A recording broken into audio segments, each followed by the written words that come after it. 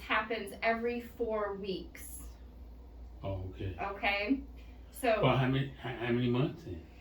he has, let's see, usually we have about 6. Well, he's got 3 loaded for you right now. Well, nope, I lied. So what's happening on Tuesday and Wednesday? The treatment itself. Yep, so Tuesday he starts his treatment. So Tuesday he'll get chemotherapy, and then Wednesday he'll get the chemotherapy, and then he'll have about 4 weeks off, and then we'll do it again. Okay, and what time is that? They'll, when you leave here, I'm gonna have you stop at scheduling, and they'll get you a time scheduled. Okay, so because you have such what we call a high disease burden right now, you have a lot of, what we call lymphadenopathy and stuff, the swollen lymph nodes, correct? This first dose, we're not gonna give you the Rituxan. We're gonna let your body react to the chemotherapy, and then we're gonna add the Rituxan in for the next cycle. Oh, okay. Okay, so this first cycle you're not going to get the Rituxan, which is more of the immunotherapy. Sometimes when people have this, what we call high disease burden, they tend to react a little bit easier to the Rituxan. Some people have an infusion reaction. We try to pre-medicate you with certain medications to prevent it, but sometimes people react anyways. If you would react to the infusion, we shut the infusion off, we give you some medications, we let you recover, and then we'll try to restart it. But this first round, we're gonna hold off on that and see if we can get some of that disease burden to go down, so your risk for reaction is hopefully smaller. Now, you I know you throw a new term out there, but when you talk to people that are in stage 1, stage 2, stage 3, and that is the better question for Dr. Wavy. Let me see if he staged you in here. Give me just a second.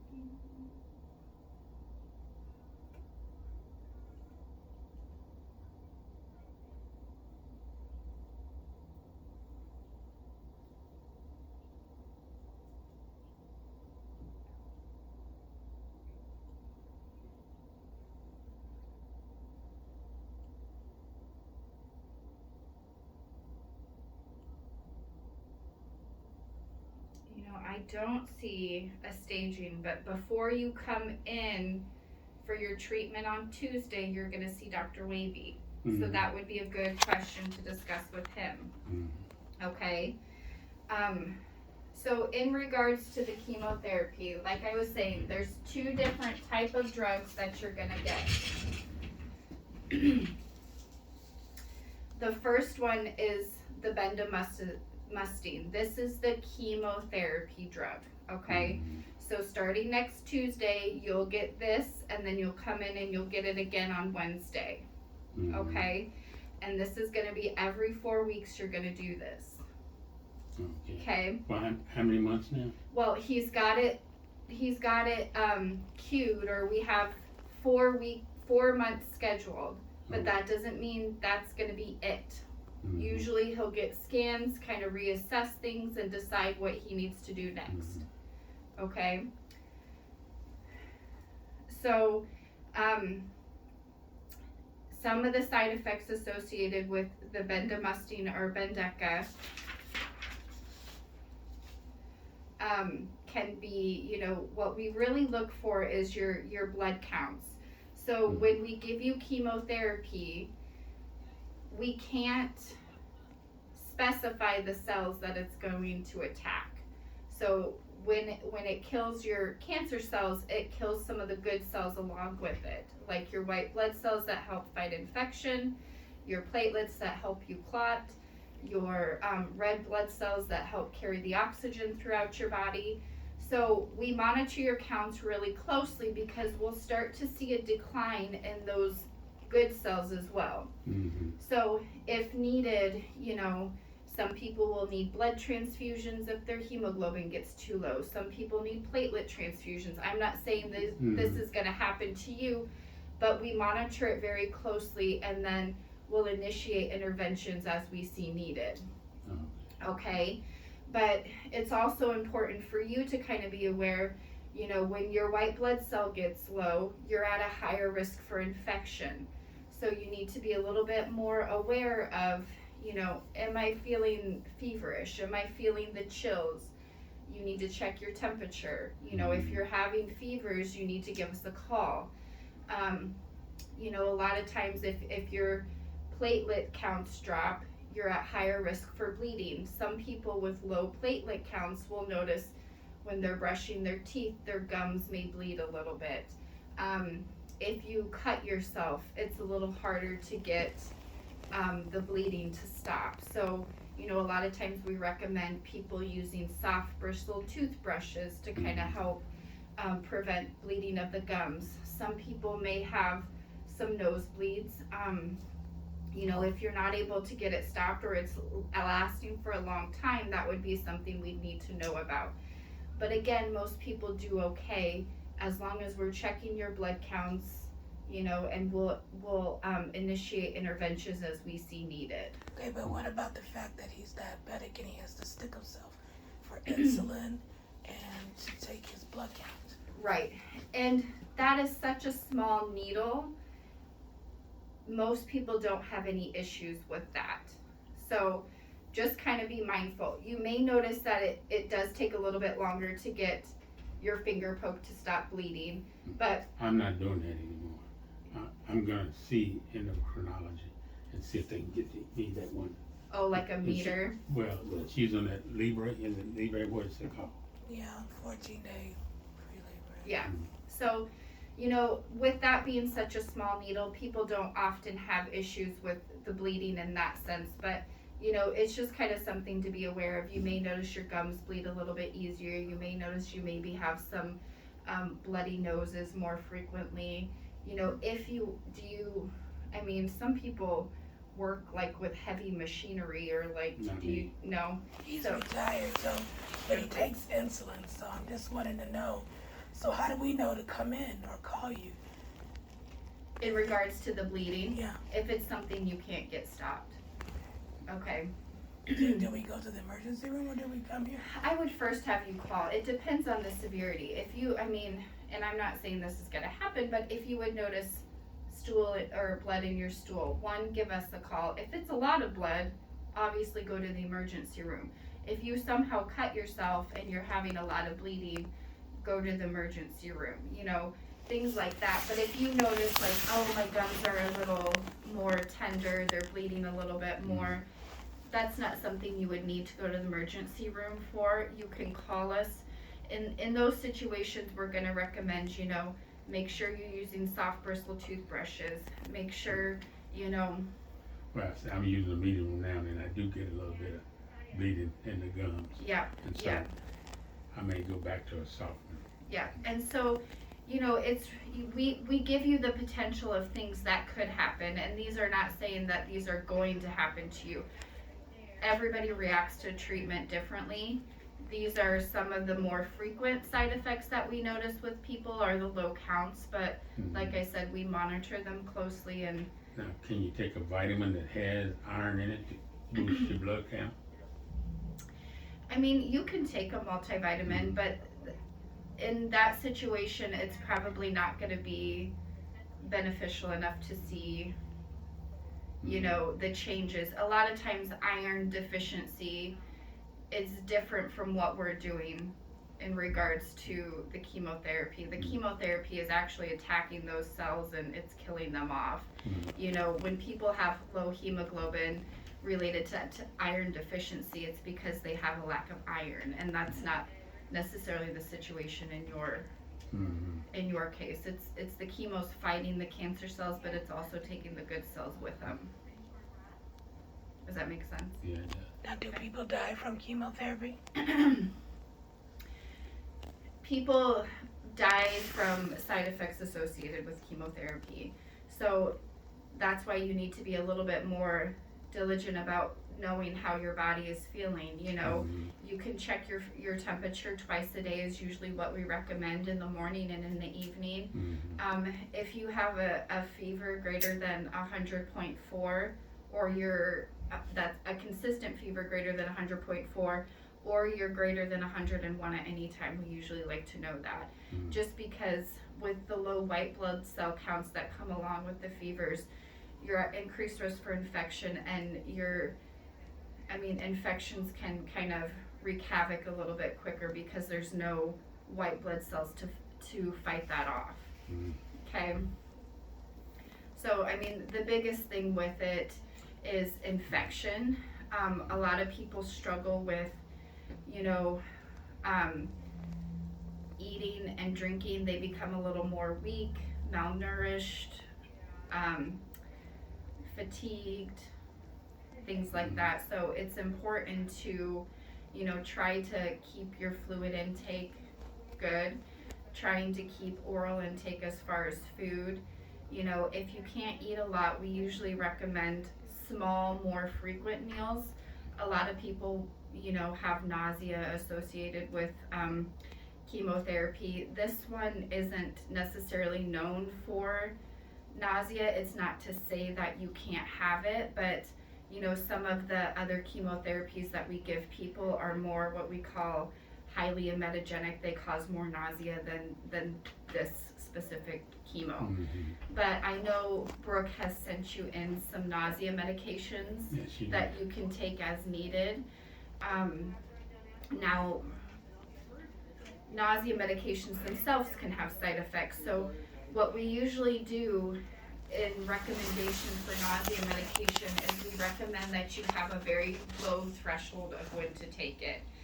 So the O1, we call them the O and the P. The ondansetron, or the O1, can cause some constipation. It can cause some headaches, and then the prochlorperazine, or the P1, can cause sometimes some sleepiness.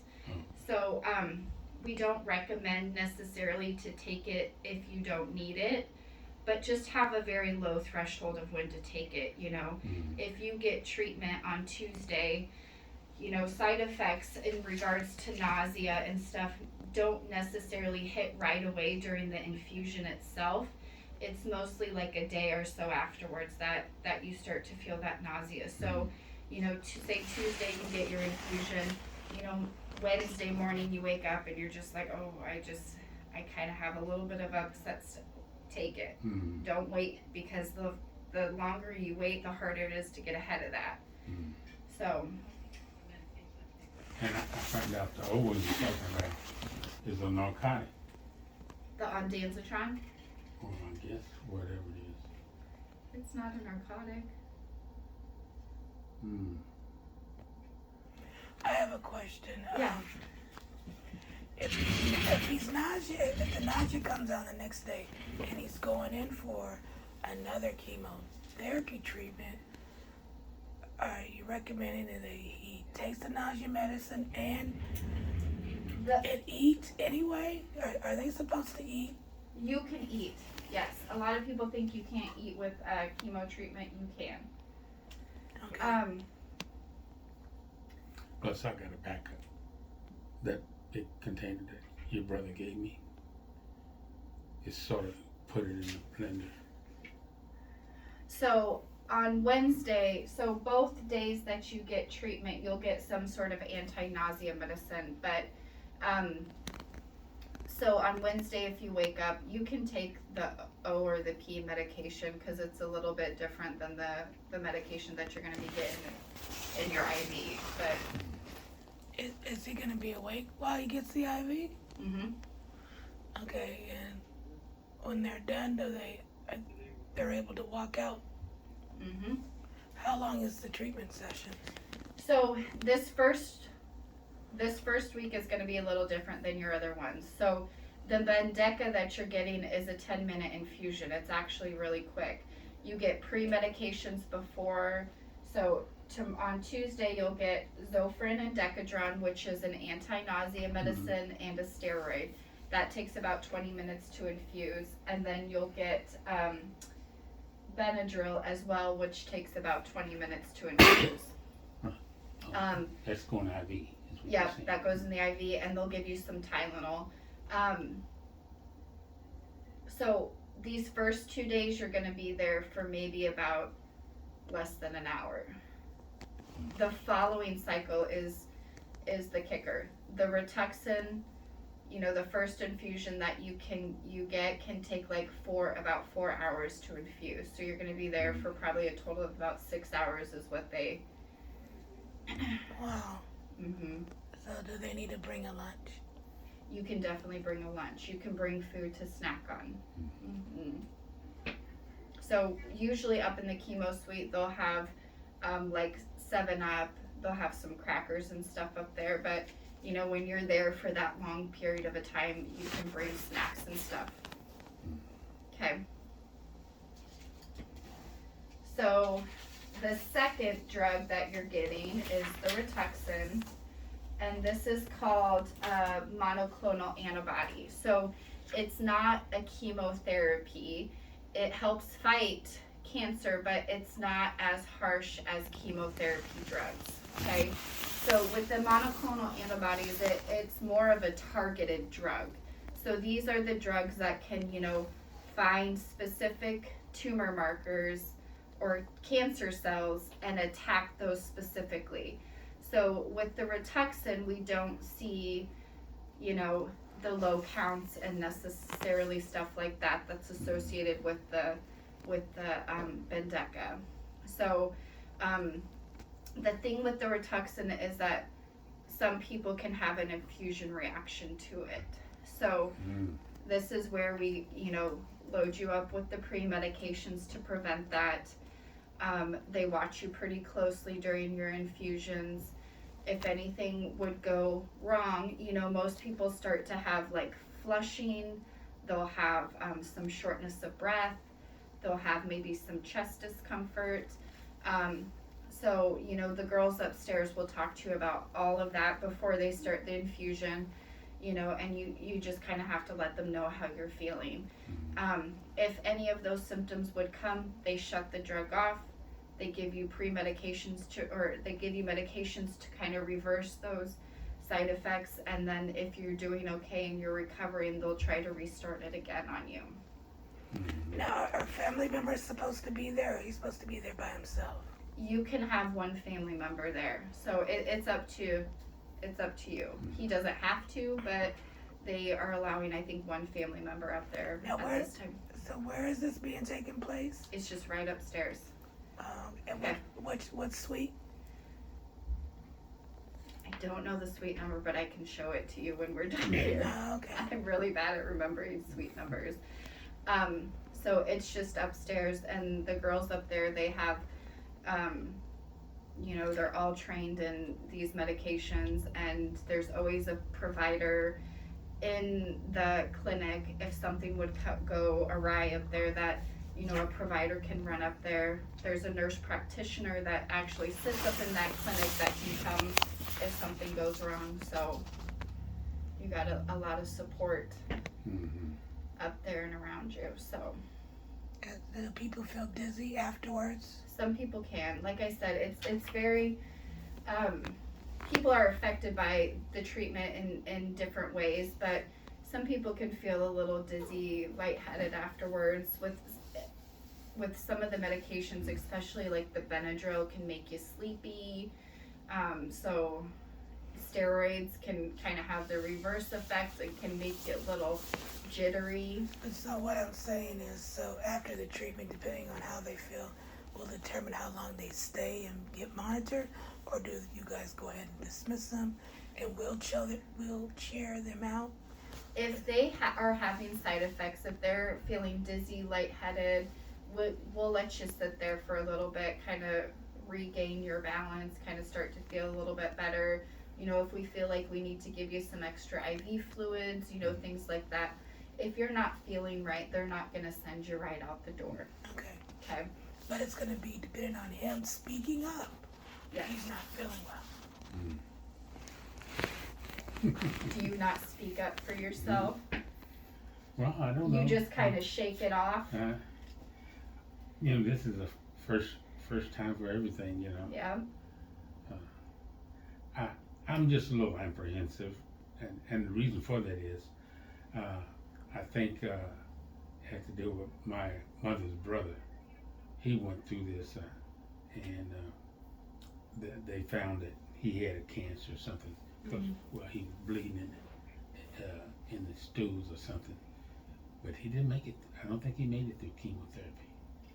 And the thing you have to go in with is every treatment for cancer is different. So depending on what he had, you know, the treatment is not the same, and chemos don't, you know, some chemo regimens are a lot harsher than other chemo regimens. So, you know, this first, well, actually the second, after the second round, you'll have a better idea of how things are going to go for you. But all regimens to treat different cancers are a little bit different. So you can't base one person's experience with their chemotherapy on how you're going to do. And I know that's hard to do because, you know, you hear stories and all that stuff, and but all treatment regimens are a little bit different, and they affect people differently. Now, So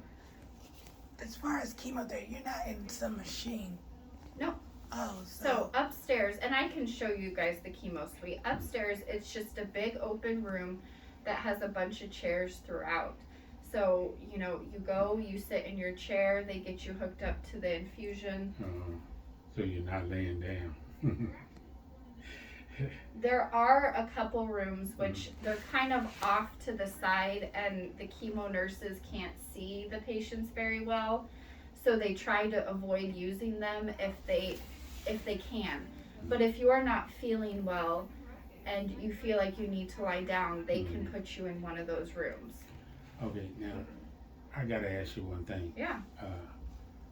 And they always talk about whether you got an infection or something going on.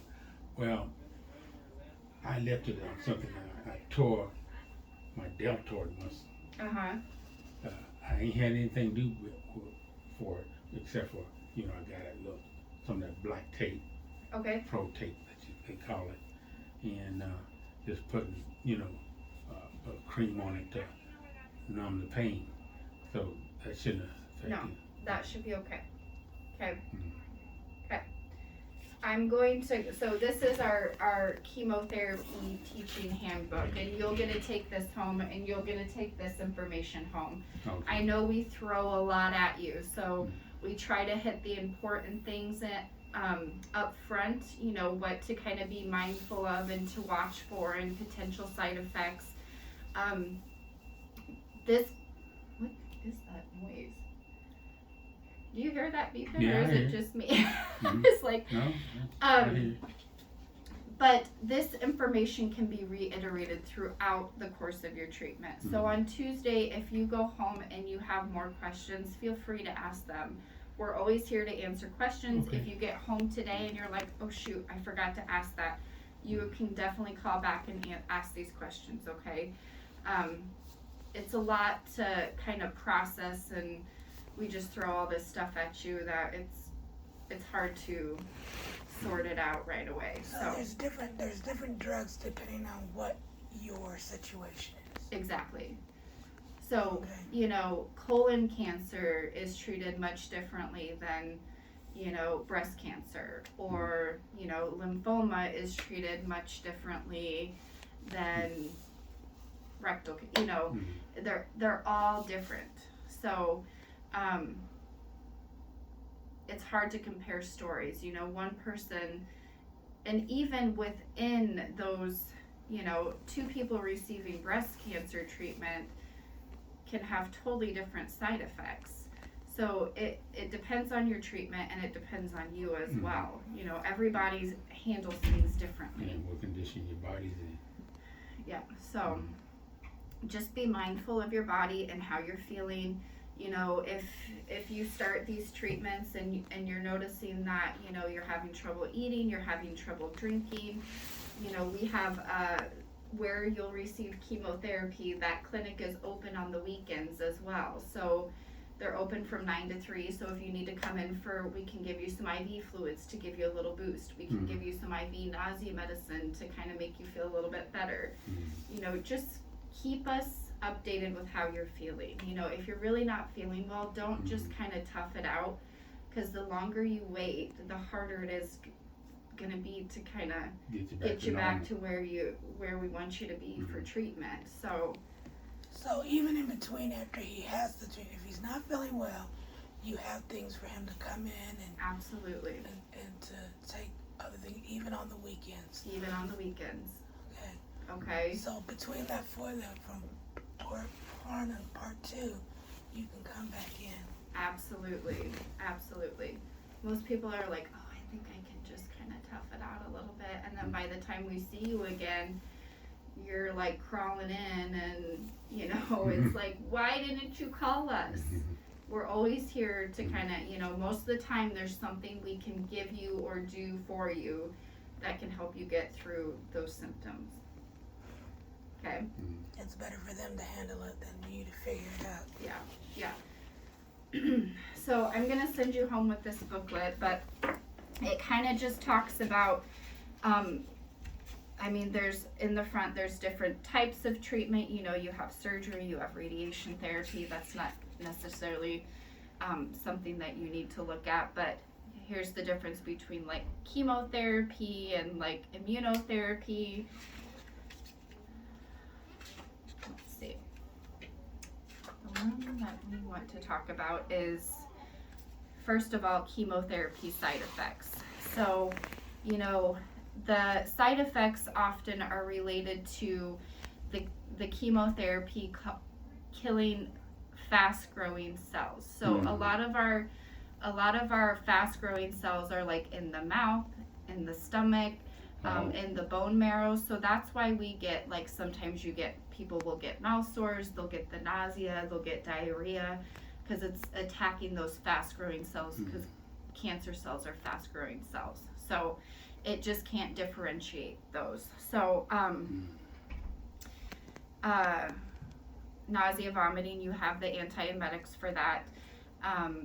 If you run into troubles with diarrhea, constipation, Imodium for diarrhea is what we normally recommend to start with, and that's just over the counter.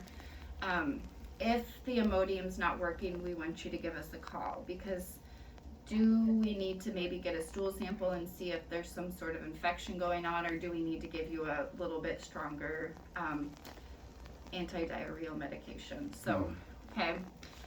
Some people will have skin, nail, and hair changes, just because those are all fast-growing cells. So some people may have like a little bit more brittle nails that they'll notice. Some people have hair loss. Fatigue is a big one with chemotherapy. So just make sure you give yourself time to rest. You know, give yourself your body some time to rest and recover from all of this. Okay. Now, normal hygiene, like, you know, taking a shower, washing your face, that can go on without interruption. Absolutely. Absolutely. So here's the one, you know, here's where we talk about the blood cell count. So it kind of breaks down the different blood cells that we tend to look at. So your white blood cells, this is part of your immune system, and it's to help fight infection. You may hear us talk about your neutrophil or your ANC count. This is a specific white blood cell that is like one of the biggest infection fighters. So we look at those levels, and then your platelets help help stop bleeding, and then your red blood cells are what we carry the oxygen, or what carries the oxygen throughout your body. So, you know, a lot of times when you come in for follow-up, you'll hear us talking about those, what your levels all are. These levels will base on whether we can give you treatment or not. So if you're too low, we may have to hold treatment. Okay. And in reality, people will say, well, what can I do to get those up? There's nothing specifically that you can do to get your counts up. Sometimes we do initiate what we call a white blood cell growth factor. If your counts become low, we can give you an injection that will help increase your white blood cell count. Okay. Does that book tell you what your blood count should be as a male or female, or is that? It actually does, yeah. Right up here. Okay. Some people can like to write down The dates and what? Yeah, otherwise if you want that information, we can print out our lab sheets for you too. This just kind of gets into a little bit deeper on each specific like your low white blood cell count. So how can you prevent infection? Obviously staying away from sick people, wearing a mask when you're out and about, and then the big one is hand washing. Okay. Go ahead and check your temperature a couple times a day, just to make sure you're not running any fevers. If your fevers, if you start to creep up, go ahead and give us a call, okay? Thrombocytopenia is low platelet count, so it kind of gives you some ideas on how to, prevent bleeding or what to watch for. Watch for excessive bruising. There's these tiny pinpoint red spots that some people will notice around like their sock line or stuff like that. That's called petechiae. That's like little capillaries that have burst because of low blood count. So if you notice those, you can give us a call. Because of low count, they burst? Well, they kind of leak. Oh. So. What was the temperature, not to get over again? So if you're kind of consistently 100.4 or anything over 101, we want to know. Okay. Do you have one of those head thermometers? No, I just got a regular thermometer. Okay. And then this one talks about the low red blood cell count. So some symptoms that you'll have with what we call anemia or low red blood cells is you'll feel more fatigued, you may be a little bit more short of breath. So just kind of watch for that stuff, okay? Mucositis is sores or like a painful mouth. Usually if you start to have that, there's some sort of mouth switch that we can give you to help clear those up and help prevent them. So go ahead and call us. In fact, I may need some for take home so I can switch anyway, because I think I got a. Do you think you got a mouth sore? Yeah. Do you? Okay, yeah. Nausea, vomiting, go ahead and use your, anti-nausea medications to help prevent that. If, like I said, if you're having trouble eating smaller, more frequent meals, more bland foods, if you can try to work in high protein foods, if you're not able to get a lot of food down, like, meat doesn't always sound good, but chicken is high protein, nuts have some protein, peanut butter on toast, things like that. Or there's even those Ensures or Carnation drinks that have protein in them. Yeah. Well, right now, my son gave me a big thing of muscle. Yeah. It's sort of, you mix it and make it like a shake. Yeah. And so I was planning on using that anyway. Yeah, perfect. To build my muscles, to get more tone. Yep. But yes, you can, a lot of people, like you had already mentioned, if you can eat before chemo, absolutely. Okay, so, diarrhea, like I had mentioned, if you run into diarrhea, go ahead and get some Imodium over the counter and take as directed. But if it persists, give us a call. Okay. Constipation, if you run into constipation, Miralax is usually where we start with. Just like I think it's like a capful a day. I have never used it. In fact, I just use olive oil. Oh, really? Yeah. How much do you take? Well, put it this way. I had two different types of constipation. One that was not in my colon. I felt one time, I said, well, I hadn't been in 2 days. So I said, and I felt around my stomach. I think it was in my small intestines and never went to my colon. I said, well, no, one way to get out of that, extra virgin olive oil. I drank 3/4 of a cup of that, got rid of it. Well, by golly, Mhm. I'll have to remember that. Mhm. Loss of appetite, taste changes. You know, sometimes people don't eat because their taste is altered. You know, sometimes you can get like a metallic-y taste associated with chemotherapy. Oh, okay. Again, more frequent, smaller meals. I had somebody say, drink some lemon, like squeeze some lemon in some water prior to it. It kind of helps waken up those taste buds and makes it a little bit easier to eat. But Oh. okay. We talked about skin and nail changes. That's not necessarily one that occurs with you. The hand and foot fatigue. That's going to be a big one for most people. So just go ahead and, you know, give yourself time to rest. Try to get 8 hours of sleep at night. Naps, whatever you need to do. Okay. Well, I don't get 8 hours of sleep at night, and because she's moved back in, and I got 2 grandkids, Oh. and one of them, they seem to know when she wants to lay down. So they play like they laying down, and within a half an hour when she lay down, they're up and roaming. They know they got to run in the house. So my days and nights are sort of switched. Oh, I'm sure. How old are the grandkids? Well, they're the younger two.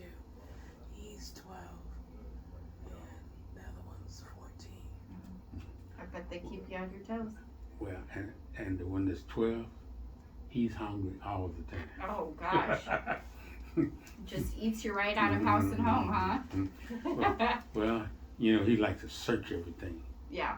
and he's addicted to sweets. Oh. Aren't we all though? Yeah. And then towards the back of the book, it talks about the immunotherapy side effects, which is kind of the Rituxan. So the fatigue, some diarrhea, fever, shortness of breath. Like I said, you may not experience any of these, may just experience a handful of them. So I'm going to give you that. Just keep us updated with how things are going, okay? Mm-hmm. So Dr. Waby will see you next Tuesday, and then what we do is, I mean, you're going to come in a week later for treatment again, but we'll see you again just to kind of see how things are going. Into treatment. Before we go into treatment. So Tuesday you're going to see Dr. Waby, and then you'll get treatment.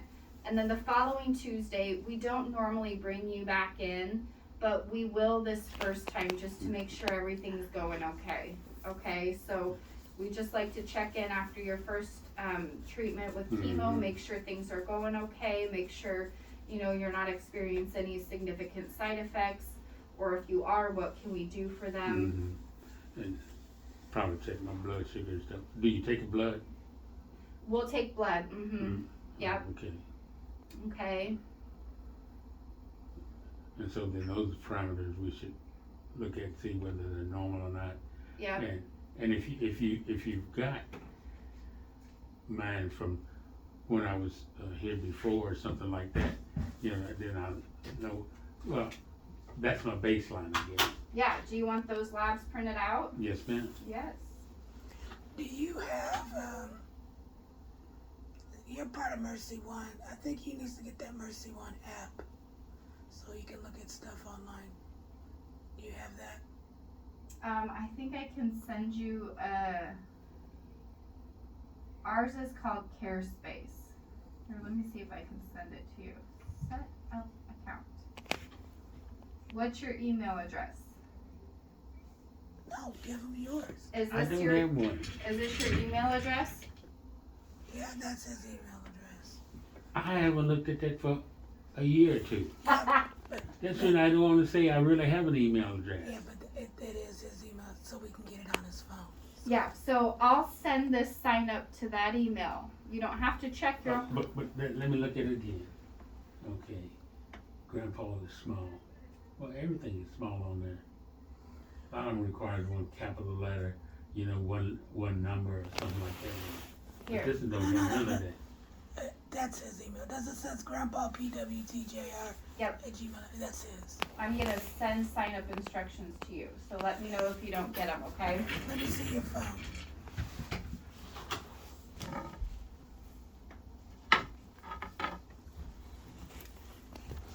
Yeah. There it is. Sign into it.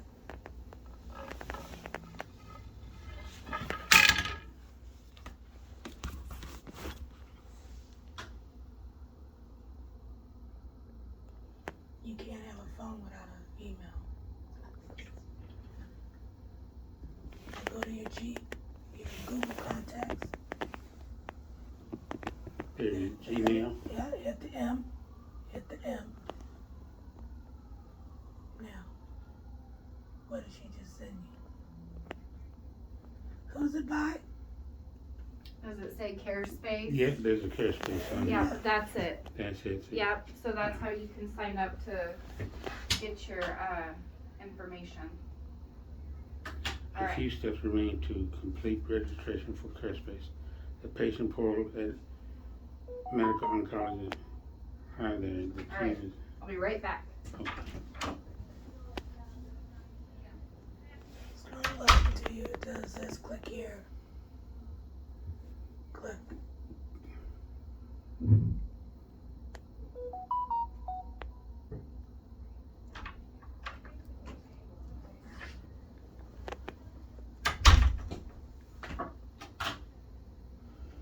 So you guys aren't on in the Mercy One app. No, we're a different.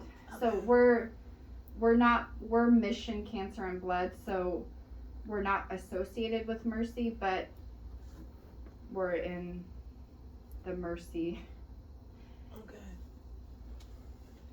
You're in the buildings or whatever. Okay. Yeah. So like because the clinic is kind of split into two different, so half of them are located here, half of them are located at Unity Point, so that kind of determines where we admit our patients when they need to be.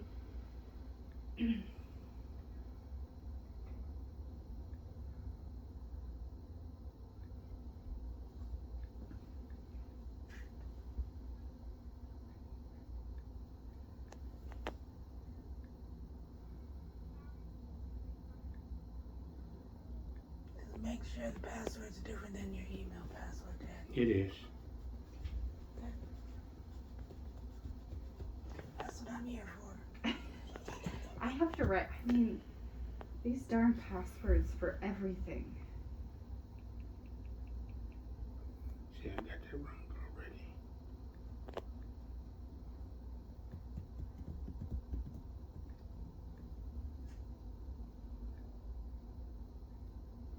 And so inside your app, it will have his labs. Mm-hmm. It will have the medications that you've given him.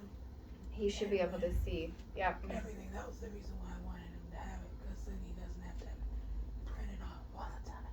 Okay. Yeah. Because if he goes to his regular doctor, he can just pull it up, and then they can see what's going on too. Yeah, and then let me see if we have. We're usually trying to be pretty good at sending like our most recent notes to his providers. Yeah. So let me make sure I have his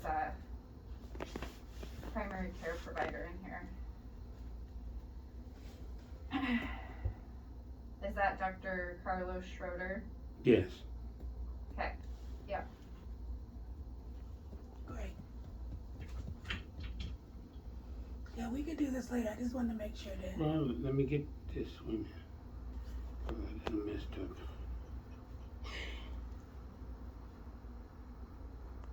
If he doesn't do it now, he won't do it later. Got it correct that time.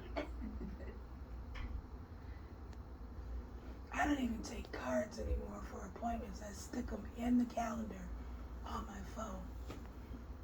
That has to be, and I label my doctor's appointments with the purple circle. Oh, yeah. That way I know on a glance, this is a doctor's appointment of some kind.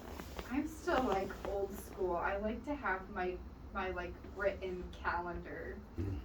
I wish I Well, like see, to use my phone. I misplaced that stuff. I can be somewhere and I won't have it. Yeah. So how do you pronounce your last name? I said come up here. Schou. How do you think you pronounce it? Nobody gets it right. That's what I'm asking you. It's Scow. Huh? Scow. Scout. I get shoe a lot. And you use Show. you use Kim instead of Kimberly. Yep. I mean, if you want to call me Kimberly, I'll answer it too. I might feel like I'm in trouble, but I'll answer to it. Because that's what my parents call you. Kimberly Ann. Well, all of them in our family store want to use their middle names and stuff. I said, hey, I gave you that name. Yeah. I'll call you what I want to call you. Absolutely.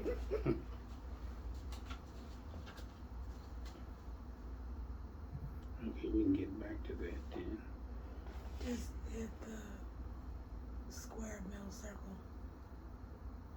This? No, down below. No, down here. There you go. Okay. You want to go see the chemo suite? Yes. Okay. She does.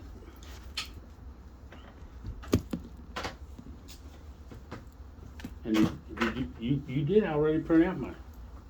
I got your stuff already, yeah. Mhm. We'll stop at scheduling first so we can get you a time and stuff for your Okay, treatment on Tuesday. I'm already getting stuff.